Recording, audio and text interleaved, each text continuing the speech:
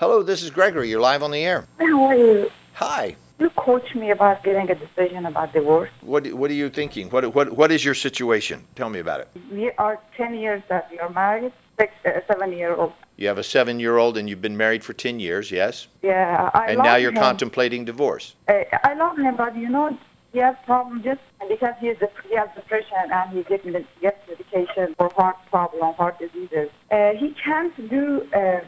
He doesn't have attraction to I got it. Do you have a son or a daughter? son. And how's his relationship with his father? He's a good father.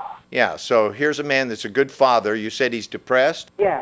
and he has to take medication. Yes. And so that affects him sexually so that he's not motivated to have sex. And you think you should divorce him? I love him. You think it is healthy for me if I stay in this relationship, although there's not any sexual relationship or any emotional relationship? I understand that you can have a problem with this, but when you marry someone and you have a child, and the child has a relationship with, in your own words, a good father, your life, ma'am, is not about you anymore. Your life is about that child growing up with a father he loves, who's a good father. As a wife, your concern ought to be about how can I help this man, but instead your concern is about how can you help yourself and abandon this man. This Yeah. man needs some love and compassion and some help, obviously. If he's depressed about something, he needs to get some help, and I don't think that it's medical help. Personally, I'm always against taking medicine unless you're about to die and it's going to keep you alive. But if you don't feel good, then deal with what, especially if it's a psychological issue, then there's something that's at the source of that. And if you were able to diffuse that or be with that in a way that it would empower you, then you wouldn't be depressed anymore. You would just be a powerful person that had a bad experience. But very often people have bad experiences. Maybe they had a whole bunch of bad experiences, one right after the other, and they got traumatized and had horrible things happen to them. And so it's kind of a natural reaction to feel depressed about that, right? Yes. You know, we go to a doctor, say, help me, and the doctor says, here, just take these pills and you're going to feel better. But you haven't handled what hurt you in the first place. You see what I'm saying? It's like there's a fire going on in your house and there's smoke detectors going off, and the fire department comes out and turns off the smoke detectors and goes, there you go, all better now, right? And leaves the house to burn down, because it will. Medicine is nothing more than a temporary fix for something that, you can't handle. You're not supposed to take medicine for your whole life. I'm not saying if he has a heart condition, he shouldn't take heart medicine. I mean, No, he's taking right now the side effects of those medications. I'm not a doctor and I'm not giving you medical advice. I am telling you, however, that if you have a mental or psychological experience that we call depression, and who calls it depression? I'm going to tell you who calls it depression. Medical doctors, so they can sell medicine. Okay, if you ask me, I'd say, okay, let's handle some unfinished business in your past and get it complete so that you can move on. Listen, I've had virtually every symptom that you can read about that they call depression. I've personally had it, and I'm sure you have too. You don't go through life without having some bad experiences and having a negative reaction to it, which is normal. It's normal to have a negative reaction to bad experiences. What's not normal is to let those experiences stop you in your tracks so that you can't move forward. I'll say it's common, but I don't think it's normal. I wouldn't call it handling life in a healthy way. If you twist your ankle, it hurts to walk on it, right? And that's a bad experience. And it hurts for a long time sometimes, right? So I'm not suggesting that you just keep on walking, but on the other hand, it would be even more absurd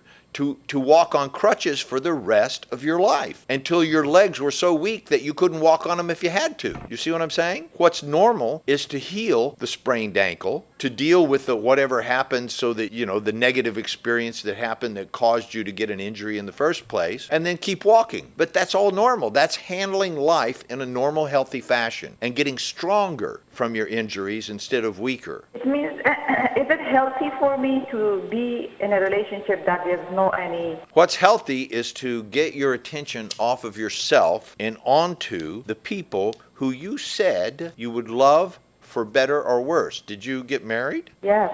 What kind of ceremony did you have? Because most ceremonies include the words that you will love this person and cherish them and honor them and take care of them in the good times and the bad times. Did your marriage ceremony say that? Yeah. Yeah, mine did. That means you're either going to honor that or you're going to throw those words away and go try to find somebody else that has less problems and leave your poor husband and your son to figure out their life, because your life's more important. Take a seminar, get psychological help, do a workshop, insist that your husband go with you. In other words, do something. Here's the description of depression, and I'm going to give you the description of what makes life happy and successful. And I gave you a hint of it in the very beginning of the show. I said you have a feeling, then you have a thought, then you take actions. The actions are the connection between the inside world. Feelings and thoughts are inside. You can't see them. They're the inner world. Words and actions are where you take those thoughts and feelings and you express them out in the world. Some of the things you do that don't have words, and some things have words and not actions, but speaking is an action. You can say and do things in your own life that come from your heart,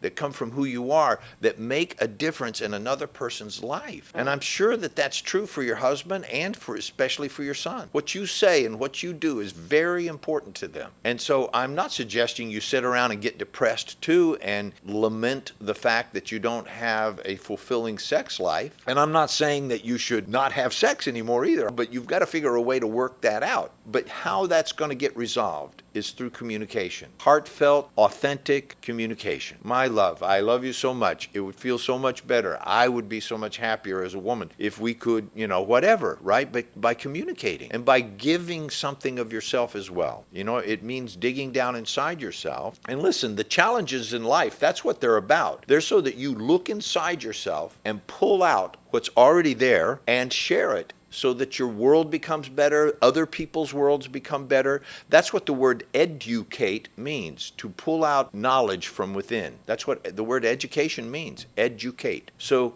educate yourself and educate your husband and your son and show them how a great, awesome, honorable, wonderful woman takes care of a bad situation. Otherwise, you're going to teach them how a coward runs away when things get bad. And that's what they'll be left with. And they'll be right. The medication that he gets, the side effect is that the sexual drive is very low. Impotence. I understand. That's why you should stop taking it. Yeah, he told me today that you're so young. I suggest that leave me and go and get married again. He told That's me. the depression talking. The normal action for making life move forward is feel, think, act. Feel, think, act. Feel, think, act. That's what makes the wheel go around, okay? That's what makes life move forward. I feel, I think, I act. I feel, I think, I act. Here's depression. Feel, think, feel, think, feel, think, feel, think, feel, think. Do that longer. If I did that for another 30 seconds, you would all go to sleep. And your eyes would start to get heavy.